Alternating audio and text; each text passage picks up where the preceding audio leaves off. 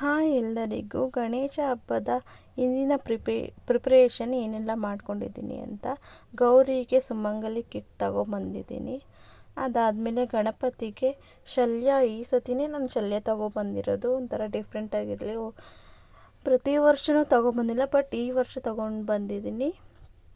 ಅದಾದಮೇಲೆ ಗೆಜ್ಜೆ ವಸ್ತ್ರ ಇರಲೇಬೇಕಲ್ವ ಹಬ್ಬಕ್ಕೆ. ಆಮೇಲೆ ಗೌರಿಗೆ ಬ್ಲೌಸ್, ಬಟ್ಲಡಿಕೆ 5 ಬಟ್ಲಡಿಕೆ ಸಾಕು ಅಂತ 5 ತಗೊಂಬಂದಿದ್ದೀನಿ.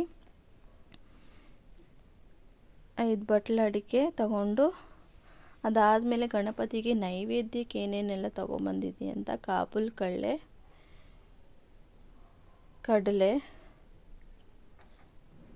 ಪಪ್ಪು ಇದೆಲ್ಲನೂ ಗಣಪತಿಗೆ ಇಡೋದಕ್ಕೆ.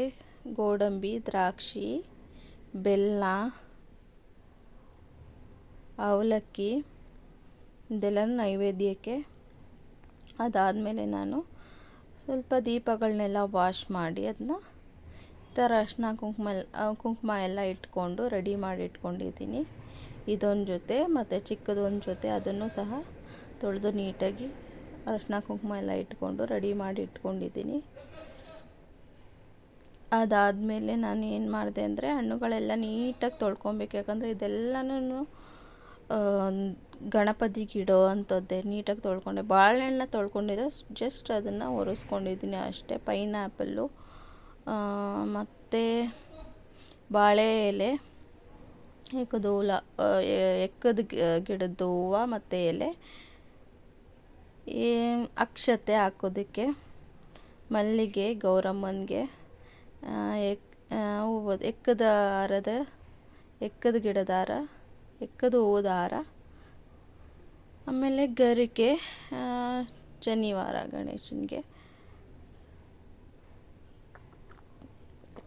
ಎಲೆ ಅಡಿಕೆ ಇದನ್ನೆಲ್ಲ ರೆಡಿ ಮಾಡಿ ಇಟ್ಕೊಂಬಿಟ್ರೆ ಬೆಳಗ್ಗೆ ಪೂಜೆ ಮಾಡೋದಕ್ಕೆ ಸ್ವಲ್ಪ ಈಸಿ ಆಗುತ್ತೆ ಅಂತ 3 ಡೇರಿ ಹೂವು ತೊಗೊಂಡಿದ್ದೀನಿ. ಸುಮ್ಮನೆ ಅಲಂಕಾರಕ್ಕೆ. ನಾವು ತರೋದು ಪುಟ್ಟ ಗಣಪತಿ ಆಗಿರೋದ್ರಿಂದ ಜಾಸ್ತಿ ಏನು ಗ್ರ್ಯಾಂಡಾಗಿ ಏನೂ ಮಾಡ್ಕೊಂಡಿಲ್ಲ, ಸಿಂಪಲಾಗೇ ಮಾಡ್ಕೊಂಡಿರೋದು. ಅದಾದಮೇಲೆ 21 ಗರಿಕೆ ಎಲ್ಲ ರೆಡಿ ಮಾಡಿ ಇಟ್ಕೊಂಡಿದ್ದೀನಿ.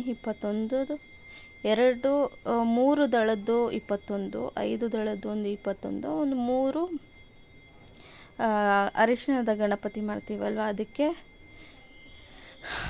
ಅದಕ್ಕೆ ಬೇಕಾಗುತ್ತೆ ಅಂತ 3ನ ಸಪ್ರೇಟಾಗಿ ಇಟ್ಕೊಂಡಿದ್ದೀನಿ. ಇದನ್ನು ಒಂದು ತಲೆ ಮೇಲೆ, ಒಂದು ಆ ಕಡೆ ಈ ಕಡೆ ಇಡೋದಕ್ಕೆ ಎಲ್ಲ ಈ ಥರ ರೆಡಿ ಮಾಡಿ ಇಟ್ಕೊಂಡ್ರೆ ಬೆಳಗ್ಗೆ ನಮಗೇನು ಅಷ್ಟೊಂದು ಕಷ್ಟ ಅನಿಸೋದಿಲ್ಲ.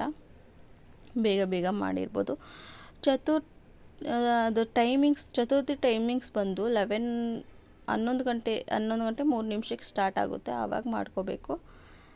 ಇದು ಅಷ್ಟೇ. ನಮ್ಮ ಎಕ್ಕದ ಎಲೆಗೆ ಯಾಕೆ ಈ ಥರ ಮಾಡ್ಕೊಂಡಿದ್ದೀನಿ ಅಂದರೆ ಪುಟ್ಟದೊಂದು ಗಣಪತಿ ಇಟ್ಟರೆ ಪೂಜೆ ಚೆನ್ನಾಗಾಗುತ್ತೆ ಅಂತ.